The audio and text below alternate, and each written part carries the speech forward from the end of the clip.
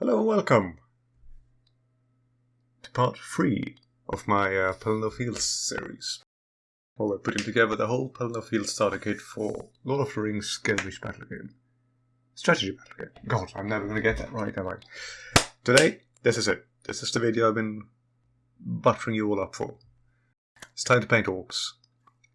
First and foremost, I'm putting some dark grey and dark brown on the palette. That's the base coat I'm going to put on the models. I'm making sure it's not too thick, don't want to clog up any detail. If you have to, go too thin coats, but you probably know that already, or should probably know that already. It's like number one rule of painting, too thin coats, as put down by our Lord and Saviour Duncan Rose. So, just slather this on the models, make sure you covered as much of them as possible.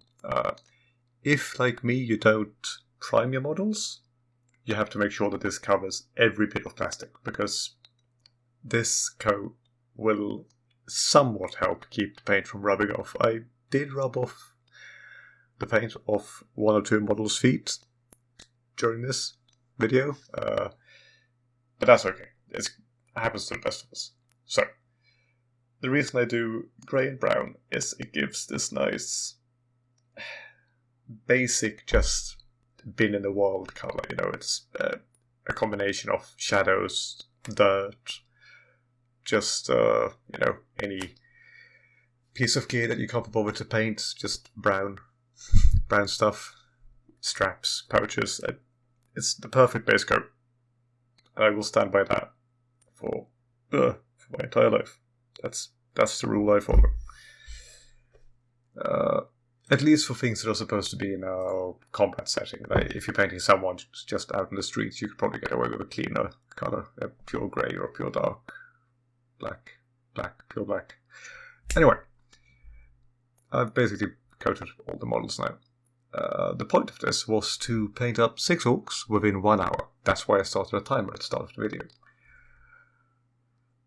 Now, the best way to keep your painting down within an hour is to do as little detailed work as possible, and that means painting the colours in order of risk of messing up, is how I see it. So, we start with this one, there's no risk of messing up, no risk of wasting time. The paint we do after this is going to be bolt gun metal, which we'll cover all the metal parts with, and because we do bolt gun metal second, any highlights that come after can be used to cover up where the metal's gone over.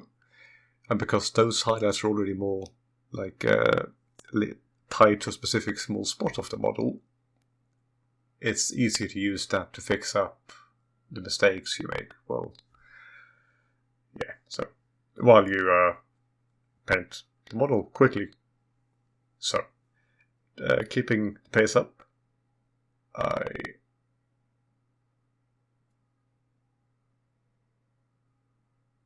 cut bit out. I changed the water because when you're painting metal you need clean water for metallic paint. And then I switched to water again later. I paused the timer when I did this, so that's not a tie into the final timing. I should have had all this stuff ready, but I have a very small desk, so I gave myself a slip on that one. Fair, I did technically take 5 extra minutes to go and, chat with my landlady, switch to water, find a tray to put the metal in. But, yeah, not counting that. So I'm using a separate tray here because metal paint contains tiny flecks of metal or plastic, which will get into your wet palette filament paper and ruin it. It can and make every paint you ever put on that wet palette forever sparkle a little bit. So just keep metal off your wet palette if you can.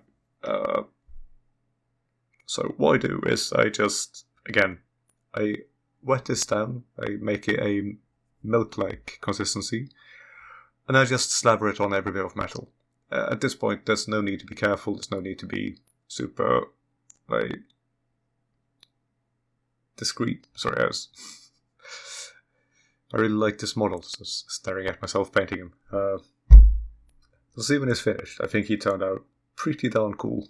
I might even use him as a captain if no one else winds up cooler. So yeah, just dot in the metal wherever you think there should be metal. Good thing to know is, a later stage of this where we rust up the metal, if you missed any metal in this stage, don't go back and fix it, unless it's really super obvious. Because once we put the rust effect on and the wash on, some bits of metal don't actually have to have that metallic shine underneath. It's absolutely fine. I'd go so far as to say that if you wanted your models to look extremely grimy, you could skip this stage altogether. Just no metal. Rust and grime, all that. It's a-okay. So, paints go on. I really struggled to keep the models in focus on this, but I didn't really want to re-record it because they turned out well, and my voiceover is going to be quite important as well, I figure. I sped up a lot of the painting, but I figured I'd keep the first paint on the first model on each of them in, just because even though he's blurry, you can still see the basic approach I'm using. I'm dotting in the colours, carefully tracing my brush along the rims of shields and tops of weapons.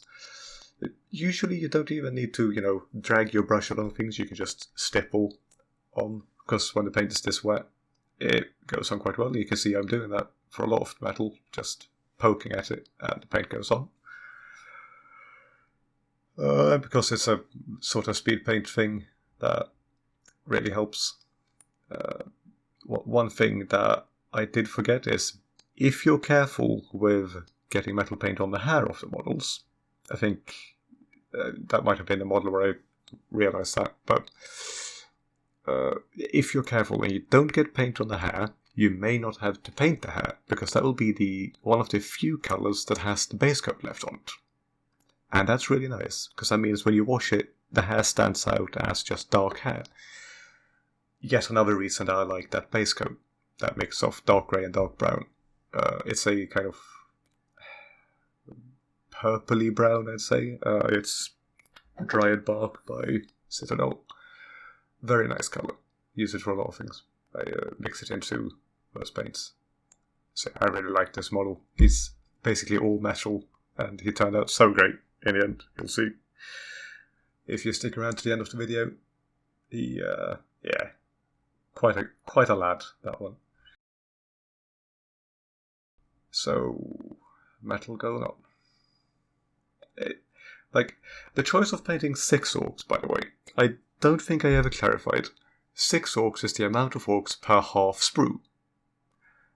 So, if for each half sprue it takes me 1 hour to paint that half sprue, it means a whole sprue takes 2 hours, although it will take less if I paint them all together. There's a negative correlation in time taken for painting these models when you paint more of them. Because you already have the paint out, you've already got it wet and blended and ready to put on the models. So yeah, maybe could probably count on around 2 hours for 12 models in the end. You'll see why I'm not saying exactly 2 hours at the end of this, but bear with me. So I say so a lot. I might cut myself saying so out a few times of videos. It has happened. Just so many tiny micro edits in the audio where I just remove me saying so, because I get sidetracked and I have to get myself back on track. But tell me in the comments if that's a problem for you. I just finished the metal on the orcs. They're looking good. I then magically teleported away the dirty water, and the plastic jar had the bulk of metal in. Don't ask. I had to sign some pretty iffy contracts with demons to be able to do that, but so that wasn't an edit. That was magic. First thing, edit. Not edit. Anyway, so what I'm doing here is I'm wetting up the wet palette a bit extra. So it's already wet underneath, the sponge is already wet, but I want this paint to be extra milky right off the bat.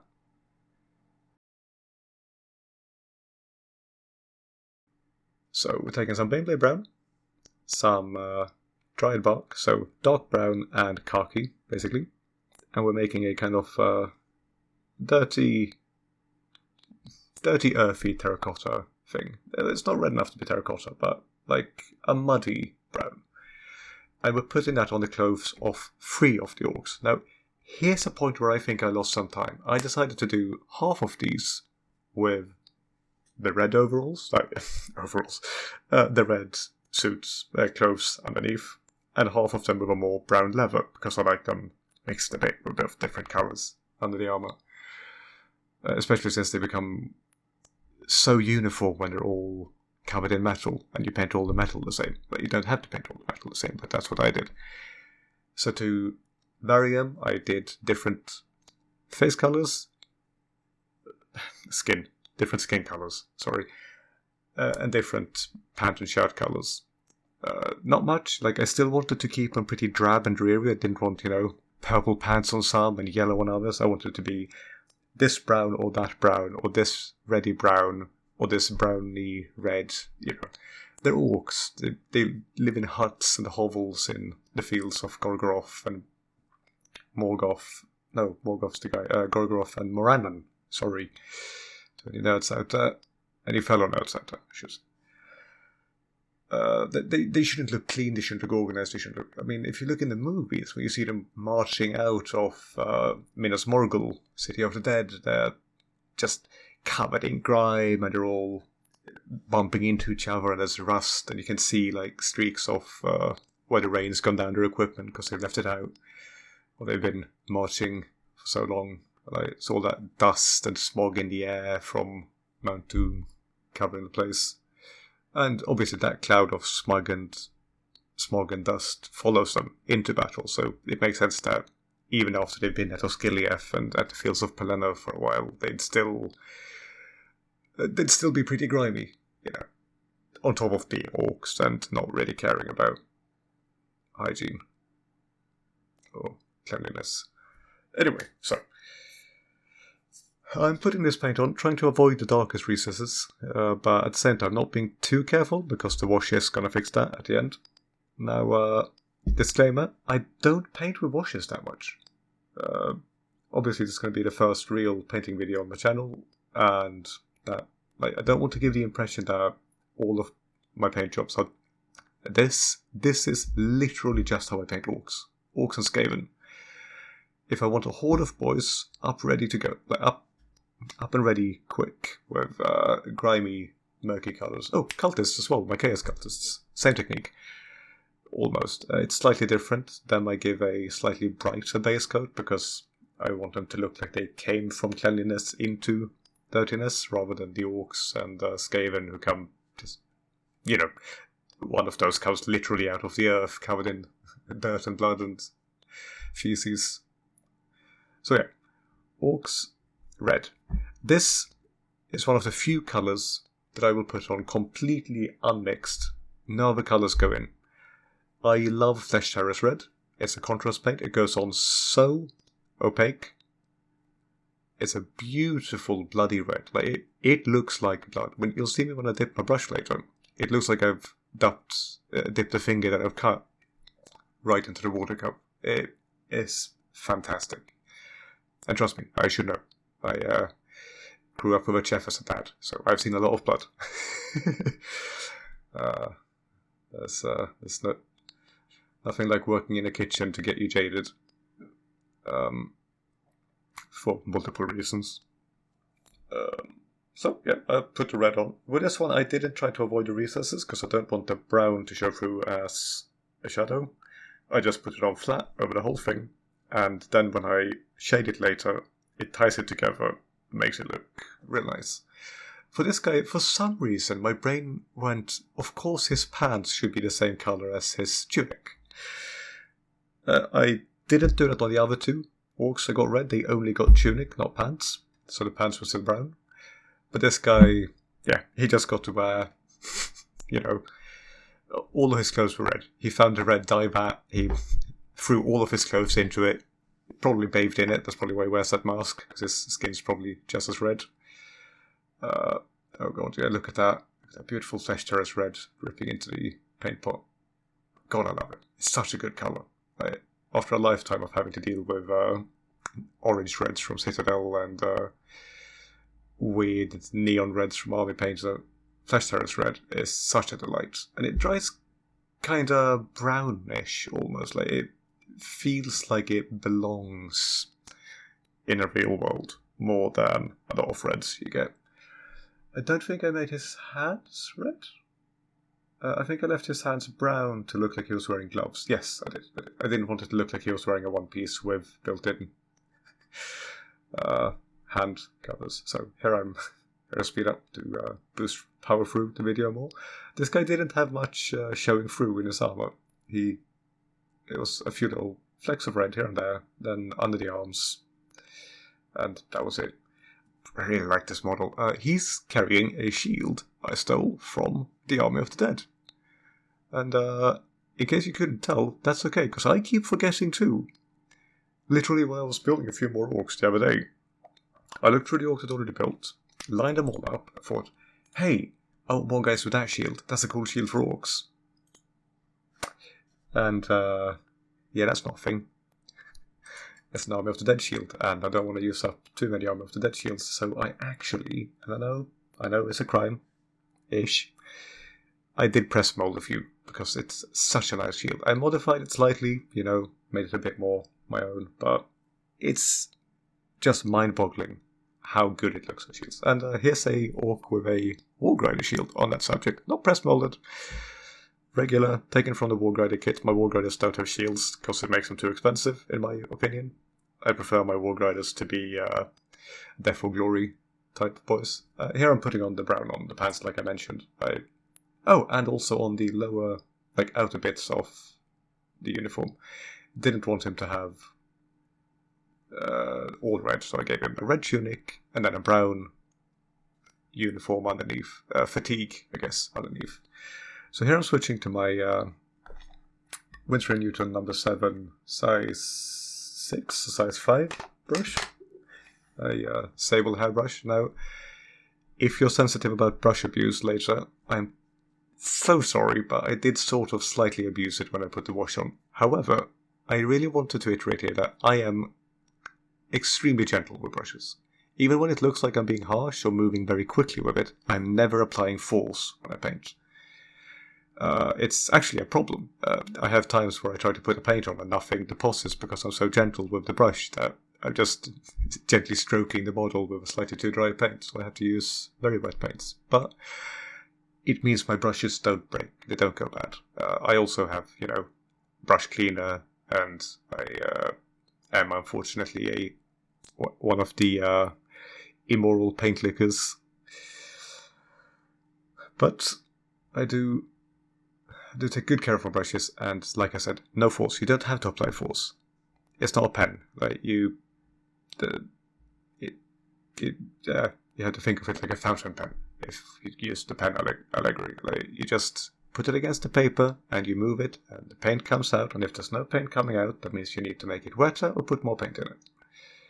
Because the moment you start to apply force with your brush, the bristles separate, the edge alignment becomes wrong, so the tip might angle out and put paint somewhere next to where you're poking the brush. So, anyway, what I'm doing with the brush, now that I've done talking about it, is I'm putting the straps on the models. I don't think I'd do this today if I was speed painting orcs, because this took a while. This was probably the slowest step of all, looking at how much I got out of it for what work I put in. It does look really good though. It really ties the model together and makes it look like you spent time on it. Putting little straps and stuff there. And just getting those details to pop slightly with a spot color like this bright graveyard earth. No, it's not called that. Painted brown. This khaki color on, just completely unmixed with anything else. Over the straps. Gets them to stand out on the finished model, and it's really nice. I've also sometimes used this Baneblade Brown on the faces as a base before I put the wash on, but we'll get to faces later. So as you can see, all I'm doing is basically dotting, poking and pulling 3 times over each strap, because that's the approximate amount of time you need to spend on each strap, I decided. But yeah, you poke and pull, lift the brush, you see where it's gone, you poke and pull, you see how much has been covered, and you poke and pull again. Don't try to pull the whole thing, because just like before, as soon as you do that longer motion, you're risking the brush deviating or splaying and putting paint next to what you're painting. So small dots, small flicks, small, So we're done with the straps, and I think this might be where we do the faces. Oh, no. So what I'm doing here is, like I mentioned earlier, if you miss some metal, only fix it if it's super obvious. Now for that guy, I apparently somehow missed the side of his helmet, and this guy hadn't painted his sword at all. Completely did not see that his sword wasn't painted until I painted like everything else on him. Literally saw it just before I did this. So yeah, put some metal on the sword. Make sure they all have their metal done. He also is missing a bit of metal on his pants. And you see there, I was about to put the brush with metal paint on into the water. Obviously don't want to do that, because then you'll get the metal paint flecks in your water pot, and that will damage your sable hair brush. Any non-synthetic brush will be damaged by metal. And it will put little metal paint flecks in your model on whatever surface you're painting and make it sparkle slightly, or might make it sparkle slightly. So what I'm doing here is, I was going to paint the belts a reddy brown mixed with dried bark, but I changed my mind. I decided I wanted the belts to be the same colour as my Wild Man of Dunland, which is a mix of dark brown and Ushabti darkness. Dried bark and Ushabti darkness. I think it's called Ushabti darkness. Whatever. It's a very dark turquoise, anyway. Borders on black. So I did that. I mixed some dried bark, some Ushabti darkness, Incubi darkness, that's the one. Not Ushabti. I have it right here. I'll have a look. Incubi darkness, yeah. The base coat for Dark Elder warriors, if you're doing Cavall of the Bloody Rose, I think, something like that. No, whatever. You put that on the belts carefully, just like with the straps, and it gives another big spot colour. Like, I'll be seeing these boys from behind mostly, so I'll give myself something to look at. Yeah. And a bit of contrast without being too obvious, because again, I want them to look like in the movies. I want them to be grimy, dark, evil orcs that aren't here to make friends, aren't here to look good. This guy had no belt on the front. Actually, quite a few of their belts don't show up on the front. The armor kind of folds down over it. So it's usually on the back of them. But I really liked the look of that. Word of advice too, a few of the orcs had straps holding down the thigh armor, which I missed on most of these models. I didn't see it. I think it just kind of looked like folds in the pants. You don't have to paint that, but on the models where it is visible, it does look really nice if you paint that.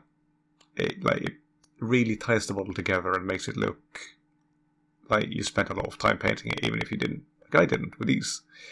Because all in all, the progress I made already on these models in this time, it's really good. So yeah, the belts are going on, giving them that kind of blackish dark metal. I don't know why, but my brain told me that's what the belts look like in Lord of the Rings. I can't be bothered to look it up now, because I'm doing the audio, the voiceover. But yeah, it just feels right. Black, dark belts, dark bluey, leathery belts look good to me. So they got that. And I'll just keep doing that for all of my Lord of the Rings models, I think, because it's such a good spot colour, such a good little contrast in the middle of everything. So we're almost done with that.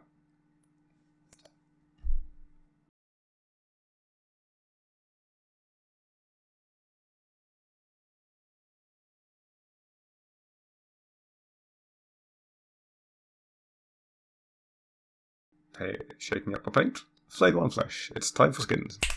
So the way I do skin on orcs, I never paint the skin green. Step one. Or I don't base coat it green, rather. I always use colours that make sense as a tonal difference from elves, because the orcs were elves once, and in the movies, Weta Workshop look like that's what they went for. It looks like they wanted them to look like these creatures that used to be elves and were twisted and tortured by the Dark Lord to become the race of orcs. So I really like that. That's what I went for. So carefully dot in skin color. Again, because of the washing, you don't have to be super careful here, but the more of this paint you get on the skin, the better. And if you get a little bit overlapping onto the armor, it's going to disappear in the wash during the rusting up step, which I think is after this. Indeed. So I did that to 2 or 3 of them. I think I was going to do it to 3 of them, but then one of those didn't have any actual skin visible, so I wound up only doing it to 2, but we'll see. Don't fully remember. I mean, I have the model standing here in front of me. Keep me company when I paint. No, 3. 3 of them got pale skin.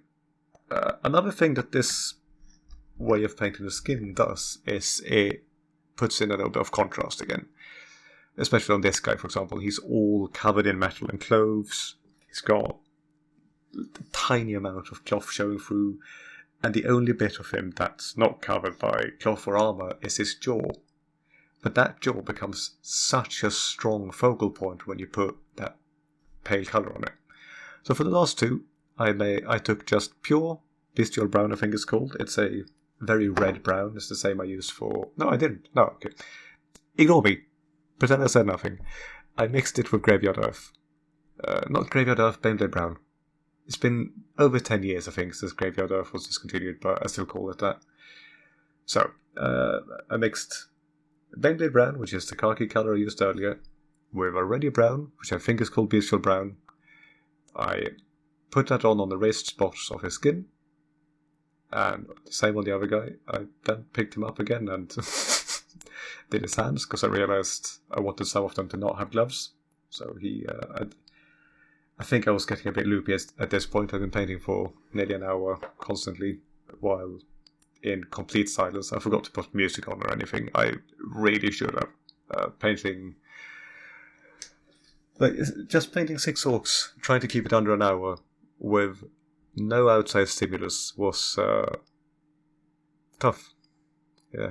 So next time, mind note, have some music or something on, or an audiobook or whatever. But yeah, so this guy as well. Now, this is quite a bright brown. I still wanted this to be that kind of spot colour. And again, I wanted it to look like it might be derived from Elven. That Baneblade Brown looks like a slightly more beige elf flesh. That mixed with Bestial Brown brings it back to a bit more lively, but also gives it that sort of over-tanned colour, which, yeah, it works really good. So, now I put on a Folian Camoshade, which is a dirty green, a leafy, muddy, grey green wash from Citadel. Put that on the skin. You can see there, he looks very green now. That looks silly. I don't like that, but it is step 1 of what we're doing, and we can't sort it out just yet. So, I take the other 2 guys, I give them the same. Now what I realized here is it takes a lot of wash on such small surfaces to actually get an effect, so I had to grab some more out of the pot. No? Okay, not with the green apparently. With the green, it was fine. Then I took some Seraphim Sepia. Slight editorial here. I did also put a Folian Camoshade on this guy later, I think. Oh no, I didn't. Oh, so this is just Seraphim Sepia. A sepia wash. If you don't know what sepia is, it's I don't know what it is, but color-wise, it's a yellowy brown. Photos used to be toned with it because of some chemical, I think. But yeah, sepia, very nice. So I put a bunch of sepia wash on because the sepia wouldn't really show easily. So slather that on his face. The other guys I didn't wash because the brown face looked good. Brown face. The ready brown on the face looked good. So, what's happening now is now we get to the famous rusting step. Now this is the step I like the most. What I do is I go for all the recesses, all the little nooks and crannies of the armor, and I dot and displace paint into it. So just carefully guide very wet paint into the recesses of the armor. Sometimes dragging down, or sometimes poking it with my finger to create kind of splotches in the middle. But the effect you get is armor that's really worn and grimy. Not necessarily rusty once we washed it, but it's an effect that I adore. This is the first time I used it on models to this extent anyway. I've done it before, just not covering all the armor with it. Oh, sorry. I also always try to aim into recesses or towards the bottom of plates if there's no recess to displace it in. Down on the feet, I just basically slathered it over the entire foot because it worked better that way. Same on the chest, you poke it into all the little open holes. If there's a bigger flat surface, you just run your brush down it so that it pulls towards the bottom. And you then go around the whole model doing that. For the arms, there's like these tiny ridges. I just brush the paint over, push my finger on it, and that takes it off the raised flat bits and leaves it deposited in the recesses. I also dotted in some brown around the bases of the sword, just above the hand. That always looks nice. And no explanation for why it looks nice. I just think it looks good. I know some people like to dot in a bit of black around the bottom of the sword, which also looks nice. I didn't do that for this, but yeah, to each their own. Everyone paints swords their own way. So yeah, around the helmets, I try to just follow like any indentation. I prefer it when the helmets have less rust than everything else, because obviously that's the bit that's touched the most and used the most. Like it's removed and put on. It's the bit you're most likely to polish, I'd imagine, especially if you're an orc. And also the bit that's probably replaced the most often, because it'll get bashed up in training and stuff like that. So what I'm saying is less rust on the helmet, just into the ridges, maybe dot a little bit upwards from the bottom up in little triangular patterns. Always looks nice. You can see I use my fingers a lot when painting this, because it's nice to not get it all over the raised bits. You can see on him I kind of did that. Paint up a bit from the base of the helmet upwards and then dot off around the top. And it just looks really good, especially when it's done. Like, you could probably leave the orcs at this stage if you want your models a bit crisper, a bit more saturated. But I prefer them looking a bit more homogenized, so to speak. I want the colors to all feel like they're in the same light under the same sun. They've got the same grime all over them, the same shadows all over them. And to do that, I put the shade on. If I weren't using shades, I would instead have left a lot more shadow in the recesses. I would have mixed the shadow color, like the base coat color, into every layer and then taken 10 times more layers to get up to the highlight. Around the shield bosses and edges, I just kind of slather it on. Here's an important bit for this shield. This is a large flat metal surface, and here I really show off the whole putting a lot of paint on your brush and moving it down to the bottom of the shield.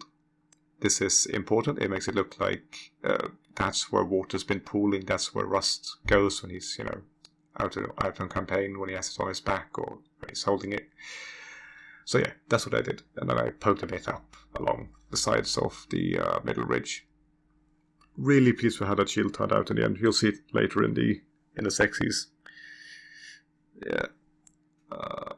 If you hang around till the end of the video, I'll also show you me painting some freehand on the shields, which with orcs is so much fun, because you can put basically anything on the orcs. I try to keep it relevant to the lore, but I also don't want it to be too uniform, so you'll see if you hang around at the end of the video. I guess this is a good point as well to say that if you like what you're seeing and you're enjoying my commentary, why not like and subscribe? Ring the bell to get notifications when this series continues uploading, which it will do. Like, I try to upload weekly right now. If I'm going to get done with this project and I've counted it right, I'll need to finish one of these sets of things every week, or we're going to have problems. I'm going to have to do some real marathons. So yeah, getting the rust on. Oh, God, it looks good. Like, this stage really Oh yeah, I forgot to do the back of his shield. This stage of painting these models is where I feel like the character came out of the model for me. Each orc became his own when this rust came on. They stopped being like dollar store mass-produced plastic toys, and they became high-quality Morannon orcs by, I was about to say by the Perry twins. I don't know if they made these specific models, but they definitely look like Perry twin models. But just getting the rust on that made them look alive. It made them leap out of the canvas, so to speak. I love that. I love that stage of painting. But yes, as I was saying, a video a week on this. Might even make more videos. I sometimes stream over on Twitch, but that's mostly games. I'm going to do a few painting streams. I'll announce it here on YouTube when I do. Next stage. Again, back to the Baneblade Brown. That Graveyard Earth khaki colour. Putting it on quite wet on the shields, and then realising I didn't want it that wet, so I dried it off with my hand. Terrible habit, but, we're all in lockdown anyway, so no one's going to see my paint-coloured hands right now, so I don't care. So I don't really care about covering the whole thing evenly, because wood isn't evenly coloured most of the time. I kind of leave it a bit streaky. The background, I didn't really care too much. I just poked down some colour behind the shield. And there you have him. What a guy. Again, you could leave it at this stage. That is a finished model by any means, and if I left him at this stage, I'd probably have gone under an hour. Now, unfortunately, I did not actually succeed, as you'll see in a moment. I went over by a whole whopping 13 minutes. However, with the things I learned from this video, I could probably successfully paint 6 orcs in under an hour. The little tidbits of information I picked up from how I did things, like ways I could do the straps easier and stuff like that, I'm going to think of. I'm not going to do two colours of uniform at a time. I think that will save me a lot of time, just sticking to one colour and doing the uniforms. This bit, doing the spears, I figure now when I'm looking at it that I could just as well have used the uniform colour from the brown orcs to do that while I was doing the uniform. That would have saved a bit. Again, avoiding hitting the hair would have saved me having to put colour on a few of the guys' hair as well. Yeah, not rushing off to grab Incubi Darkness because I got an idea about the belts. Probably save a few minutes as well. So, yeah. All in all, I'm really pleased how these turned out. As I knew I would be. I mean, I've painted a lot of different types of Horde factions throughout the years. I love painting grimy, nasty meanies like these. Evil beasties and stuff like that, which makes me a little bit worried about painting up the Rowan guys later and stuff like that, but we'll see how that goes. Or if I just bring him to my father and say, "Father, paint the Rohan guys," because he's painted the previous Rowan guys. We'll see what I do. He's been painting up a few models for this project as well. Not from the starter kit, but he's been painting up a few old metal models that I had lying around that weren't done yet. Stuff like that. That we had lying around. We used to play together. The old skirmish game. While the movies were coming out. Imagine that. That's a while ago. It's already playing miniature games. Christ. Yeah.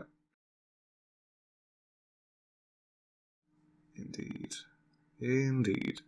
So, one thing that I'm just putting hair on the models. I'm sure you can figure out what I'm doing by looking. It's nothing difficult. Just carefully brushing the paint over the hair.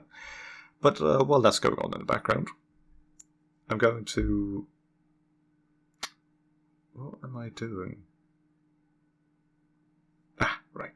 I'm just mixing up some Agric Surfshade and Null Oil to wash the models with. 50-50 Agric Surfshade, Null Oil. I'm not sure I got the ratios perfect, but it doesn't really matter. No one's going to be able to tell. Agric Surfshade and Null Oil are already quite similar in colour, but when you mix them, you get that perfect halfway between brown and black shadow. that ties perfectly to the grey and brown base coat. Anyway, I'm going to be also making some terrain for this project. Now, unfortunately, I don't have much space to work with at the moment, but that doesn't mean I'm not going to do it. I have a Rohan house I built from scratch that's halfway done, so I'm going to make a video on me finishing that up, probably. I'm going to build a simple little hill that I can place some buildings on. Now, the reason I'm doing Rohan stuff is because originally this was supposed to be a series about me making a Westfold project, and that my lovely father got me this starter kit, so I'm finishing this up first. And then we're doing some Pelennor Fields first, but still building some terrain suitable for Rohan will probably leave me with some stuff we can use for Pelennor Fields as well. You know, a few little fences and broken carts and stuff. It's not going to be much different. And also a few of these Morannon orcs I am going to use, again, as Isengard orcs later on, because I think it makes sense. Especially the ones that don't wear the red. The ones with the brown or beige that I'm going to make will look just as good as just heavily armoured Isengard orcs. Since, you know, that's what Saruman's all about. The machines and mass production and all that. So, yeah, very, very slight anachronism to the movies, definitely not an anachronism, definitely not an anachronism to the books. Not that the books are what I'm basing the paint jobs on, but so what I'm doing here is, so I should explain this is important. When I put the shades on, I make sure they don't pull in any recesses. Right now I don't even have the model on camera, that's great. I get better about that later on in future videos. I've already recorded another one. So get the paint on. Make sure it doesn't pool. The point here isn't to have puddles of wash that dry solid to be shadows. The point here is to shade the entire thing down and tie all the colors together. In a few places there will still be very slight pooling, like very thin little black shadows along the deepest recesses. That's okay. That's perfect. What we don't want is that to be big enough pooling to have surface tension, because then what you get are blobs of colour with a sharp edge. We do not want that. So as you see, I'm making sure to move it around, move all the shade out, and if at any point I feel that there's too much shade on the model to actually separate it out over it properly, I put it on the next model. I soak some off with a brush, deposit it on the next guy. And I keep doing that. On this guy's shield, I believe I left a slight pool at the bottom because I thought it would look good. Like you can see, I took some paint out of the shield there, but yeah, I'm just putting on all the shade. Yeah, you can see I left a bit at the bottom because it looks good. It looks like the wood's gone a little bit murky down the bottom where the rain's been pooling. Did the same on this guy to kind of reinforce that rustiness towards the bottom of the shield, as you can see. And oh, it looks so good already. Really like how these turned out. There you see. Doing it on purpose. Adding that pooling. And finally, the most armoured cool boy I've ever built, I think. When it comes to orcs, anyway. Really like this guy. And he turns out so good in the end, as you'll see. So, at this point, the paint job was done. The models are finished. I look at the timer, and unfortunately, you see me all tabbing out of OBS, 13 minutes over. 13 minutes 30-ish. Not if you discount the cleaning the brush and stuff. All in all, again, as I said, not displeased with 13 minutes over. I mean, look how cool these boys turned out. Oh, aren't they just so good? For the time it took, and if they're going to be a horde of boys all fighting together, I couldn't be more pleased. Now, here's a quick pan over to the rest of the orcs painting. After that, I went back in and I did the eyes. This is all stuff that you don't have to do at all. Everything from this point forward, there's absolutely no need when there's going to be like a whole horde of models. I'm just showing this off because it's the kind of thing I like to do. It's the kind of thing I add, which I think gives character to the whole army. I paint my orcs' eyes flat yellow. The whole eye just yellow. I don't know why. I am honestly not sure. I don't think they have yellow eyes in the movies. If they do, then kudos to me. But it looks right. It feels right. I like my yellow-eyed orcs, so I'm going to keep doing it. I feel like it's something they say in the books or something. But yeah, so I'm using this really small Winsor & Newton Series 7 brush, watered down, carefully dotting in that yellow onto the little eyeball. These models, being quite high quality minis, have very defined eyeballs, so they're easy to get the yellow on, as you can see there. Oh, yeah, I apparently didn't like the angle, but yeah, you can see the eyes stand out really nicely. I'm doing my best not to get the bags under the eyes, because that's always a problem with Citadel models, but less so with these, I felt. These eyeballs were very rounded and clear in the eye sockets. So, dotting in the yellow, even on models where you're not going to see it most of the time, is just, nice to know that it's there. Nice to know that if I pick them up and look at them, they look back at me. Indeed. Oh, that guy. I don't know why I like him so much. It's that American footballer pose with completely covered in metal. And a very shouty face. I like it. Holding his sword out like he's not even going into like stabbing or slashing. He's just going head first into the enemy, hitting with whatever part lands first. Yes. So here my camera died. That's what that cut was. My camera started acting up, started just black screening on me, and so a few bits there are cut out, unfortunately. But yeah, I just kept doing that. I kept putting yellow dots on the eyeballs carefully.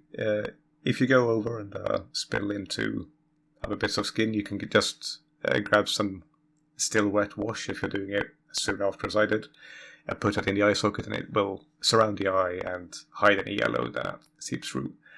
What I do now is I grab a skull colour. What am I trying to say? A bleached bone colour. A yellowy white. You can see there, an off-white cream. And I dot in the teeth. I thought this would look really good. I thought, bone white, a kind of yellowed skull white. That would be perfect. It was too bright. It kind of looked like these were the only orcs in the world that brushed their teeth. However, I sorted that out after with a quick wash of Seraphim Sepia, as you'll see later. Sepia? Whatever. Yeah, so unfortunately, again, everything's out of focus constantly. But yeah, dot the teeth in.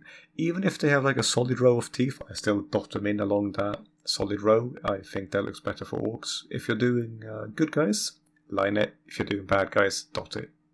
Great rule to follow. Everyone knows evil people have bad teeth because most fantasy and stuff is made by privileged people. No, that's not the only reason. It's something in the brain that tells you not to trust people with bad teeth. Probably because, I'm not an evolutionary biologist, but I'm going to say what I'd assume is it has something to do with them clearly not getting nutrients properly or eating something that's bad for them. That's what my brain tells us. So what I'm doing here is I'm trying to put on some Seraphim Sepia. It doesn't go on very well. You have to really shake it up and really take a lot of it if you want to stain something with it. In hindsight, I could have used a color that wasn't a shade. I could have used a brown or a yellow and brown mixed and diluted with water, but this wound up actually looking really nice after I discovered that I just needed far more shade than I'd normally put on a model, or on such a small piece of a model. So yeah, lots of shade goes on, stains the teeth, makes them a lot more nasty and yellowed. I tried to do my old poke it off, leaving some of the highlights shining through the trick, but it doesn't work on something that small.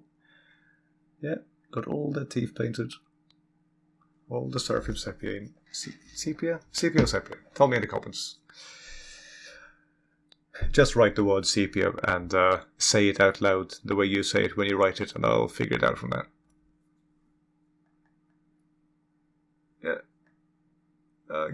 getting the teeth painted again is one of those things that, especially for a horde, you don't have to do.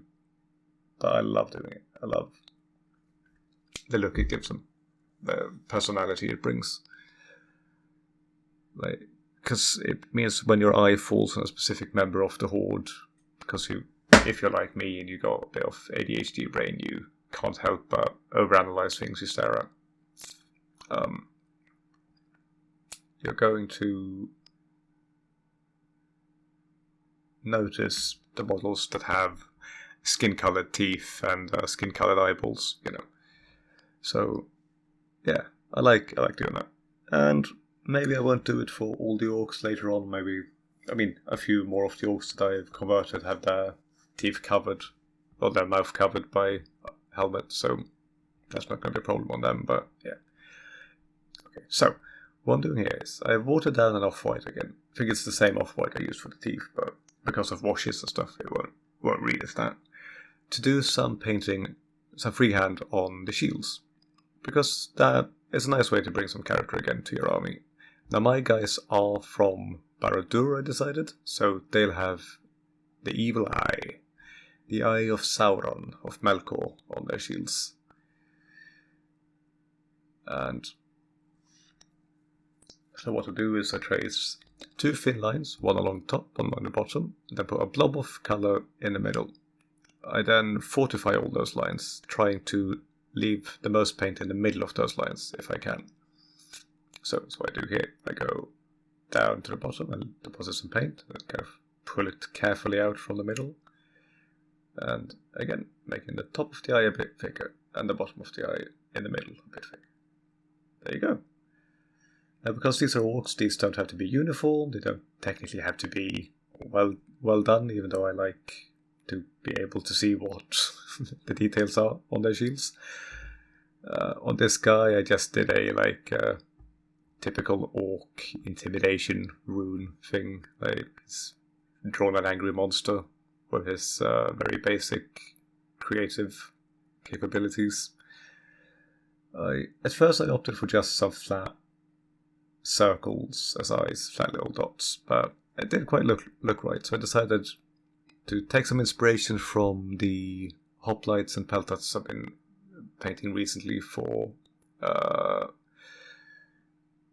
Mortal Gods. Yes, a game set in ancient Greece, and painted some actual fancy eyes. Now one of them got a little bit janky because of that spear hole or guard hole I think they're called, in the shield, on the right of the shield.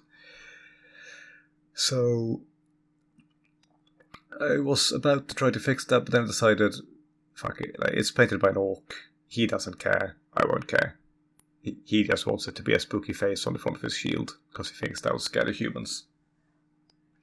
So, after doing that, after reinforcing the lines a bit, and trying to make both things look similar, I went in with some water and tried to take out a bit I put on, which didn't work, but in the end, he wound up looking good anyway. I think the lesson to take away here is that when painting orc shields, don't worry too much. As long as you don't make a big blob of paint or like a big splat, don't try to wipe it off or fix it.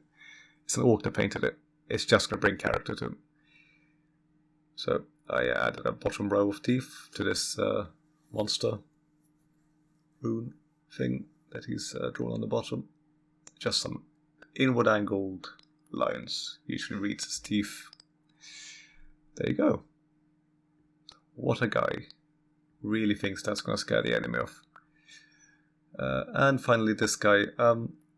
Word of advice when doing something like this, if you notice that there's a big groove in the middle that's getting in the way, like I did here, maybe reconsider. Maybe put the sign somewhere else. I wound up not doing that, and I regret it, because this eye didn't turn out nearly as good as the other one, just because part of the detail couldn't fit. Now, it's not really showing on camera, but that bottom line, part of it's just an edge highlight along the stitches. So yeah, It is what it is. I still think he turned out nice. He's an orc. It's not supposed to be perfectly uniform. I mean, if the shields were all the same, it would have been easier, but I decided I wanted the line thicker along the top and bottom, just like on the previous eye. That turned out to be impossible, so I eventually gave up on making that happen. Yeah, as you'll see. Yeah, this is where I realized that I'm not getting further. Then I accidentally knocked another orc over, which is always rude. Always stand your orcs up immediately or they're gonna play worse because they'll be angry at you. So yeah, that was, I thought I was done here. But then I thought, you know what's missing on these boys? A splash of red. A splash of proper blood red. Bright red colour. So what did I do? Well, I of course added the red star of... Oh, what is it? It's, God, I lost all my words now. Like, it represents the area outside Barad-dûr. Is it the Fields of God? The Plains of Gorgoroth, I think, is what the red star is. So what I did was... This is a lot higher skill than anything else in this video. I make 2 angled lines from the boss up into a tip. I try to make it as even as possible. I do them both from the same angle and from the same direction. And then I fill them in carefully, dotting some colour into the centre. Now at this distance you can't actually see it very well, but I do show it off again later in another bit of sexies. When I say sexies, I mean the panning shots of the models, the zoom in sort of finishing, just for anyone who was confused by that. So I do that in 4 directions, normally. Now, obviously on this shield, there's a crescent in the way. That big cookie monster bite taken out of his shield. So I couldn't do the whole thing. I just did the 3, but it's the same process. You just add 1 more wedge if you're doing it on a larger shield. Having the boss in the middle also really helps with measurements, because all of these cones that stick out all meet. They're all the exact right size to meet up at the boss on the shield. Then I trace 1 single thin line out between each of these triangles to represent, because that's what the symbol is. Sorry, I think that's what I'm doing here. Yes. There you go. How does that look? Oh, I really like that. I'm so happy with that model. As I said, he's my favourite of the lot. I wasn't sure I'd like him at all, but here he is. Would you look at that? Another horde of orcs. Not quite a horde, but another posse of orcs at least. And this kind of freehand, I think, really lifts it up. So that was it. Thanks for watching. See you next time. Goodbye.